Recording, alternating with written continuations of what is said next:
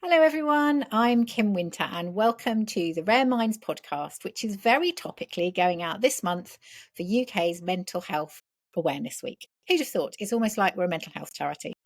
The theme of Mental Health Awareness Week this year is community, which is a concept very close to my heart, but is also a very founding key concept for us at Rare Minds in terms of how we promote becoming part of or the rare condition community as a way of looking after yourself, of easing isolation, finding others in a similar boat, and supporting your own mental and physical well-being more generally when you're impacted by a rare condition. And respect to those who run and lead rare condition communities. We know you're often a mine of information, support, and lived experience for your members.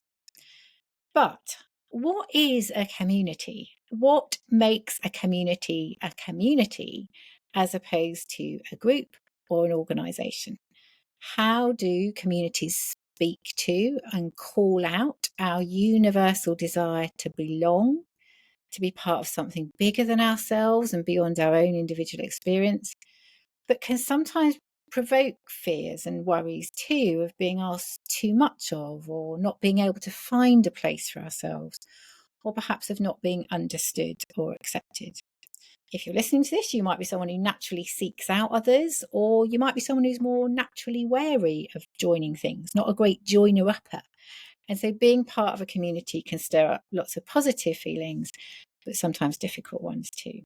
I'm really delighted that joining me today is one of Rare Minds' trustees, Rachel Milroy. Rachel and I both trained together as psychotherapists many years ago within an organisation that had a strong emphasis on the concept and provision of what were called therapeutic communities. And these originated in the 60s as a different way to support people experiencing severe emotional distress, with therapists and patients living together in small households with very flat hierarchies and shared decision making. Rachel's been a psychotherapist for, is it over 30 years now, Rachel? Around 30 years? Must be a while. Well, certainly my training began way over 30 years ago. So you're heading for 30 So years. training was 8 years, qualified 2000, so I've been qualified 25 Yeah. years. And I know So, you're a big believer, like me, in the therapeutic potential of communities and groups. So, well, I've actually lived in 3 therapeutic communities. which is quite something in its own right. In my youth, I might add, I was very young at the time, but I lived in a community with children Okay. who were emotionally troubled children. And it was adults and children. There weren't hierarchies. Yeah. That's how you would distinguish Yeah. the the aspects of it, adults and children. There weren't staff, there weren't, we were just sort of a collective of people together, and that sort of thing that differentiated us. And then Yeah. I've lived in 2 communities with adults. Yeah. Um, Yeah. So you're very well placed with all that history to talk about how the notion of communities informed your way of thinking, and mm, that importance of being with others going through similar experiences or difficulties to help mitigate and alleviate sort of difficult times. But I know, having lived in a sort of residential therapeutic community myself for a while, that there's also a lot of challenges in that, how you mm, rub up against others that you might not otherwise have much in common with, how people can, mm, we can all wind each other up, we think yeah, differently, or we might have different perspectives on mm, stuff, and mm, and we often want others to deal with things in the way we deal with them, don't we? Because we think, oh, if I'm doing it like that, surely that's the best way, mm, isn't it? And then someone comes along with another idea, and we're like, oh, I don't know about that. Better to do it like this. So, mm. so I'm really interested in asking, what do you think makes a community as opposed to just a group or an organisation? What's the key differences? I suppose maybe the best word I would tally with it will be a cooperative. Mm-hmm. That you've got. I suppose it is the thing about sort of mutuality and the flattened hierarchy, that there isn't any difference between people, even though people might pick up different roles. But I just think, you're all there to cooperate with each other. And some people might be central figures and some people might be sort of further back. But I kind of tend to think about there's a sort of invisible circle that people are held within it. And that if everyone's in it, you can take up different places in it, but you're sort of within the boundary of the community. Yeah. So you can be like a rare disease community, you can be a sort of quite disparate geographically, but you have a sort of collective notion of each other. Yeah, you've got a shared common experience that you're in something together, and however you're navigating that experience or wherever you are in the world or in location, there's a sort of bonding experience of we're together in this somehow. Yes. So you kind of have, I mean, particularly if you've got a rare disease, then the nature of its rarity may leave you very isolated. So that's the bit that helps that sense of isolation. Yeah. And of course, we know, and we say this a lot within Rareminds, it's the isolation of living with a rare condition that can be so challenging for your mental health and well-being in its own right. So finding ways and means to sort of connect up with others and find that community of support around you. And rare disease communities can have a part of that. They may not be your only community of support. They may be one of them. There may be overlapping communities of support for you as an individual. One of the things I'm always really interested in is, so I'm not, despite being someone who's very pro the idea of community, I'm quite naturally introverted. I'm not a big joiner-upper of groups or, big things. I'm often so I have a really sort of ambivalent relationship often to groups and communities where I'm like, they're really great. I'm really pro them. Oh, I'm a bit scared of being part of it. And I don't think I'm alone in that. Is that I entirely identify with that. Yeah. But what's really good, I mean, you can sort of see overlaps in all aspects of life. So whilst I'm not an organizer, I do like to position myself near my friends who organize. Yeah. This is it's quite good. It's quite good to have people who are sort of at the centre of things, who like to organise and run things. That's quite good I benefit from that greatly. It's a bit like it is a bit of a cliche, but that idea of it takes a village to raise a child. Yes. It's a bit like it takes a community to live with a rare condition, because we all have different ways of doing it, and we all bring different things to a group or an organisation, as you're saying. Some people are great organisers. Some people are fantastic mediators. Some people are more able to talk about difficult feelings. Others are more like, let's just get on with doing X, Y, or Z. And we need each other. That's the thing that communities show, I think. We need each other to do the difficult task often of living with the impact of a rare condition. Communities often, I know, or groups generally, we have to do a lot of tolerating difference in groups as well, don't we? We're not always very good at that. Well, going back to this notion of the sort of the outer sort of boundary or the circle, that if it's strong enough as a collective, then it will hold differences. Yeah. And it's when the community doesn't have that kind of sturdy strength to it, then those differences might threaten it. Yeah. So there's something quite important, I think, in how do you build the strength within the community or the collective, and how do you sort of reinforce the collective, the kind of mutual aspects of it. There's more that connects us than divides us. Yeah. So what makes that sort of strong container, if you like, for a community? Is it around having very clear aims and purposes? Is it accepting things like not everyone can do everything. You know, what? Would it be naff to say it's empathy? No, not at all. That's a really interesting one, that you'd say that empathy is absolutely central Yes. to community functioning. Mm. That's really important.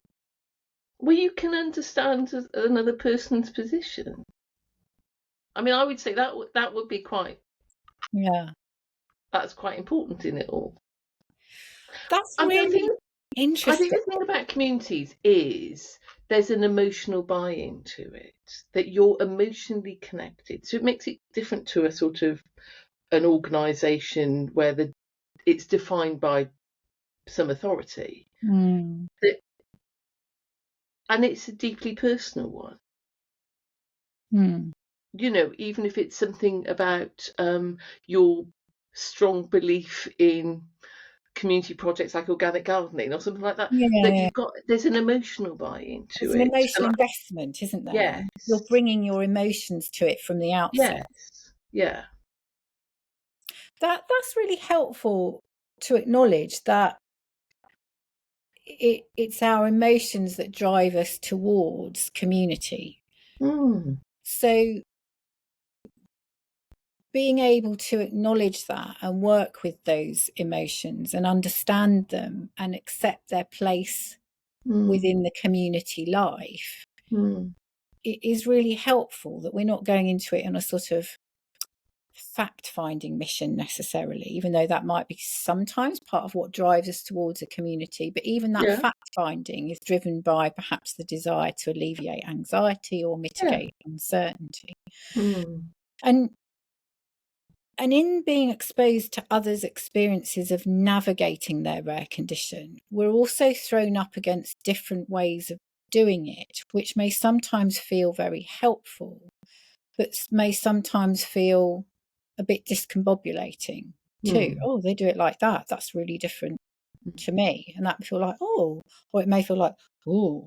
mm, And that's often an interesting aspect of communities where, you know, how do we learn from each other without having to be the same, I mm. suppose, which I suppose we could say is a task of life in a way, you know, perhaps back to that empathy. Well, yes, I'm inclined to think there is the empathy. So I can understand why you do it your way, but I kind of do it this way, and we're quite different. But Yeah. the sort of the shared nature of it Yeah. helps us understand each other. You talked about something earlier which I thought was really helpful, which was you talked about the worry tree, and I think this is so true of what we're like in when we're with other people generally. Do you want to Well, explain a bit more about it's a rabbinical story. So everyone gets together and they gather around the worry tree, and you can hang up your worries on the worry tree, but you wander around, but on the proviso that you take somebody else's worries away.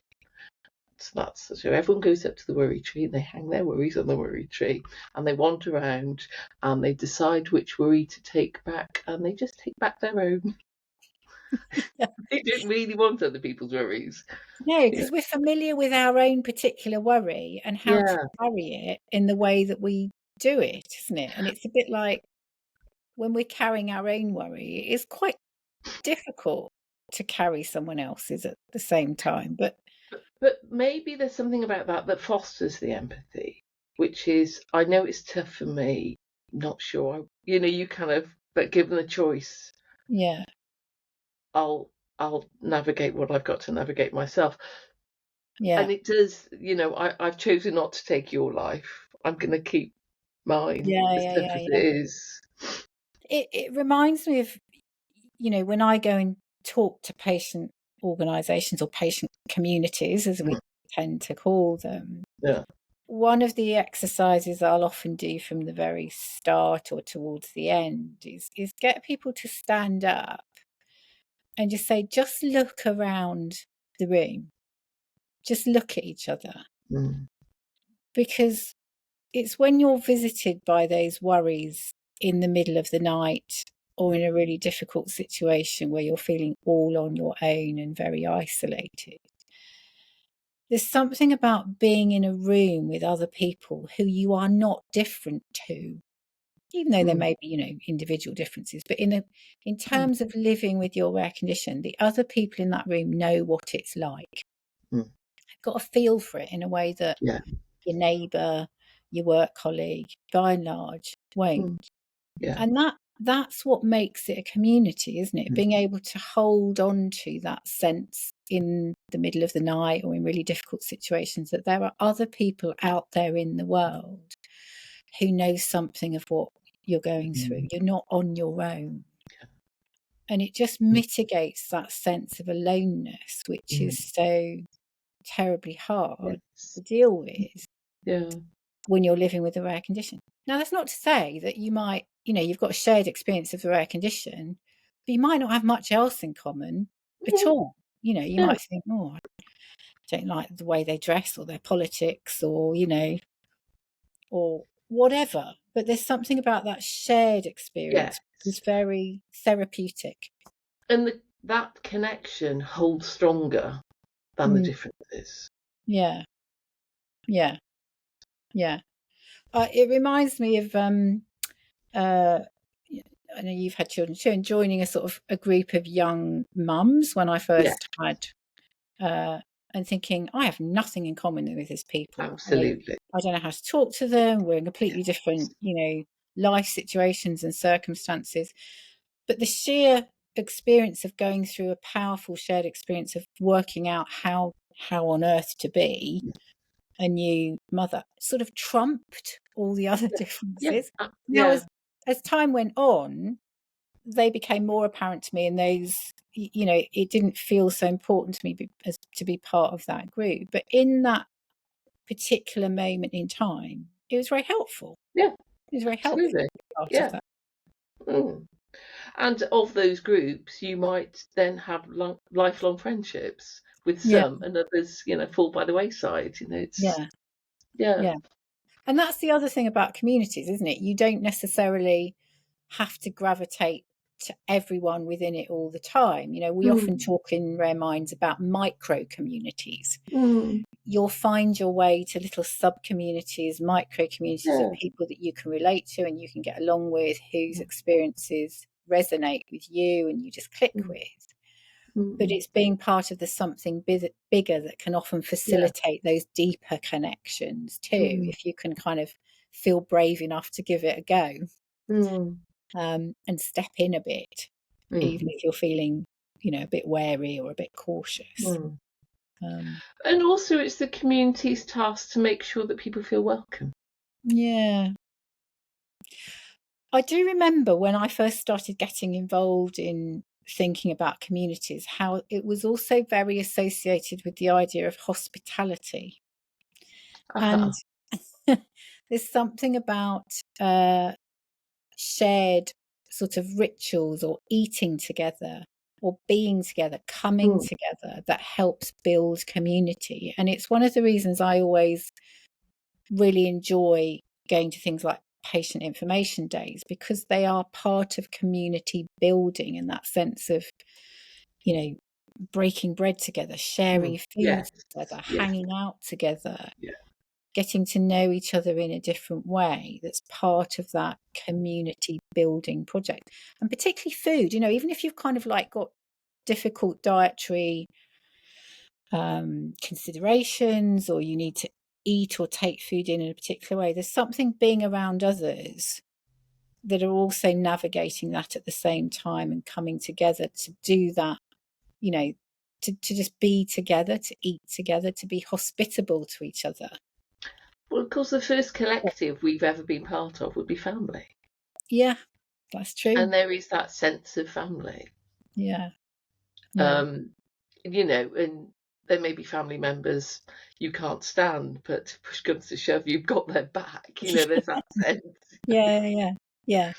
And Um, I think that's true too, that I think we've probably all been to, meetings or organisations where we've sort of gone, oh, I find them a bit difficult, but I really, I feel a bit more inclined towards them. And that's true for all of us. I'm sure yeah. people kind of meet me at an event and sort of go, oh, I'm not sure she's for me, but hopefully my colleague is. There's something about we find our place with others that we can feel connected to, because being held in relationship with others, being in connection with others, is in it of itself so helpful for our mental well-being. It's when we feel terribly alone that we are more vulnerable.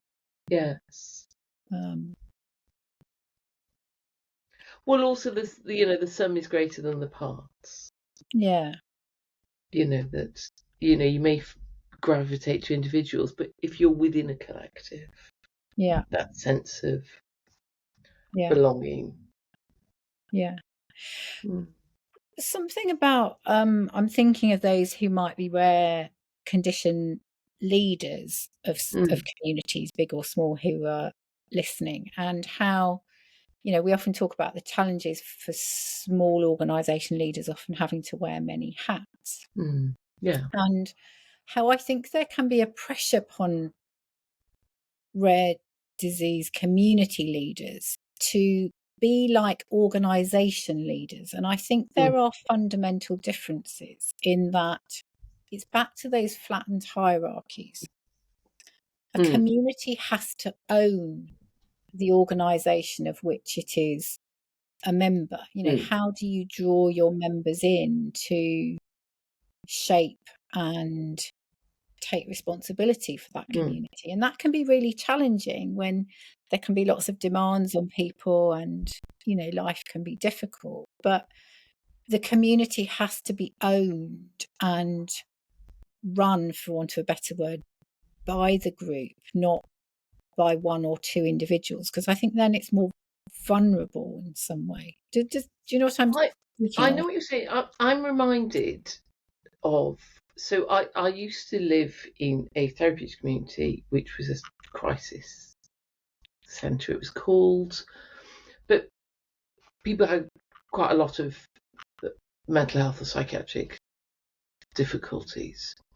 And there was one weekend, and it was a particularly tense time in the household, and there was one weekend and I was the only one there. It was the sort of Friday meeting, and the other resident therapists were going away for the weekend, and it would just be me. And the residents were looking to me and they're saying, well, you can't handle this on your own. And I said, well, I'm not on my own. Yeah. Because we're all in doing it. Together. We're all in, don't just look at me because I have a particular role, because actually we're all here. Yeah. Which kind of softens the intensity of having to do it all on my own, because I would have been overwhelmed by that, and nobody trusted me to sort everything out. But I wasn't on my own. And of course that's very empowering for everyone, isn't it? That we can all alternate between the roles of being the helped and the helper. Yeah.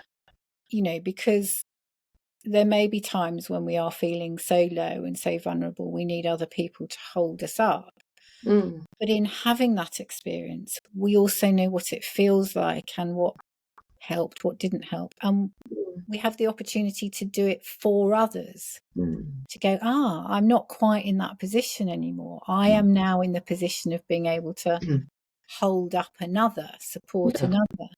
And then at another point, we may revert again. I'm going through a period where I need to be supported, not be the supporter. And that sort of movement back and forth, I think, is much more representative of the human condition than always being the one who is helped, always the helper. That dynamic's not, it's not so helpful, is it? When in my clinical practice, if I'm working with someone and then I might refer someone to a group, and I always say to them, well, if you work in a group, you have to sit in both chairs.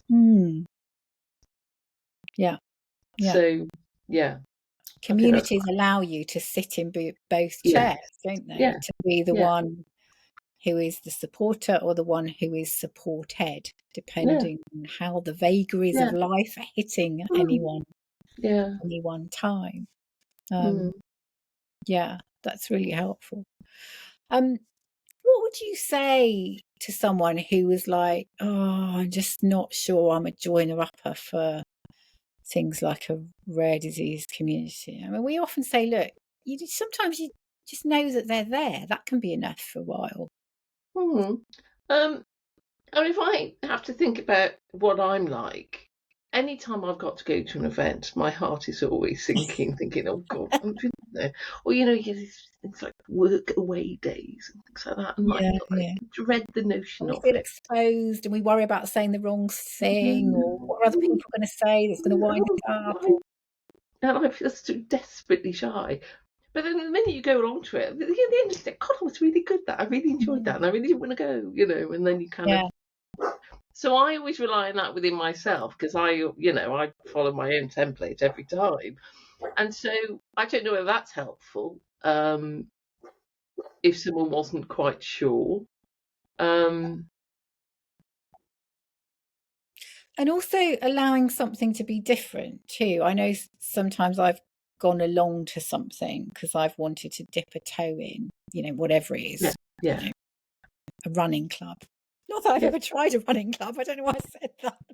But there's something about wanting to dip a toe into something, yes. and then you sort of think, oh no, that's not quite right. But trying again, or trying something slightly different, or having a go another time, that it doesn't have to be a fixed experience if something didn't quite hit the mark for you first time around. Well, It I can wonder make whether the a difference. anxiety about dipping your toe in is whether it feels like jumping into a frozen lake. It's kind of, you just want to dip a toe in, and can you do it? And can you, Yeah, without losing your autonomy, you want to sort of go along and suss something out, mm, but you don't want to feel consumed by it, where you sort of yeah, feel like you have to sort of buy into an entire system that you. yeah, And I suppose a good sort of collective community is able to hold everyone in a different position. yeah, yeah, and hold to the principle that we are all different, Mm, and will navigate our rare condition experience mm, differently, make different mm, choices at different mm, times in life, perhaps around treatment or managing symptoms, and that can add a richness to a community, that difference, not mm, that we have to do it the same as mm. each other. Yes. Mm. Going back to this notion that you said about joining the group, the sort of mother and baby groups, and there is the difference between the women who want to go directly back to work and the women who want to give up their Mm. jobs, Yeah, and that there can be sort of tensions and rivalries, but fundamentally, as long as mum is happy, then the kids are going to be happy, yeah, But there is something bigger. There is yeah, something much bigger about whether you choose to work or not work. yeah, We're all in it to try and take care of our yeah. children and maintain our own heads. And we're all trying to do the best that we can. Yeah, And that will look different for different yeah. people at different times, and holding Mm, that in mind when, perhaps mm. you're in situations where you want to go, and we all do this, don't they? Oh, I wouldn't do it like that. No, You exactly. well, that's okay. You don't have to, Yeah, yeah, but someone else might be, and you can yeah, just offer up your perspective or your experience, and yes. them accordingly. So I think Mm, what we're saying is, if you're a bit community wary and you're listening to this podcast, maybe give it a go. mm, Dip a toe in, see what it's like. You don't have to sign your life away, but you might find that there are both things on offer, and that you have to offer too, because there's a pleasure in that too. So mm. um, that's been really interesting, Rachel. And, hopefully if you're listening, it's given you a bit of confidence to think that you might want to dip a toe into community. And if you're a rare disease leader or condition leader listening, to think a bit more about what community is. There are different organisations, if you don't know, within the rare disease community as a whole, who really support the idea of community. Organisations like RareQual and Beacon, places like Rare Revolution magazine, and others that we'll give links to at the end of this podcast if you want to find out a little bit more about the rare disease community as a whole overall. And if you want to find a rare disease community just for your condition, we'll put the link to Genetic Alliance UK at the end too. So Rachel, thank you so much for coming on. I hope that wasn't as nerve-wracking as you feared at the start. And it's been lovely to have you on, and thank you as a trustee who is part of the Rare Minds community. Thank you for all you do for Rare Minds too. Thanks, Rachel. Bye, everyone. I know.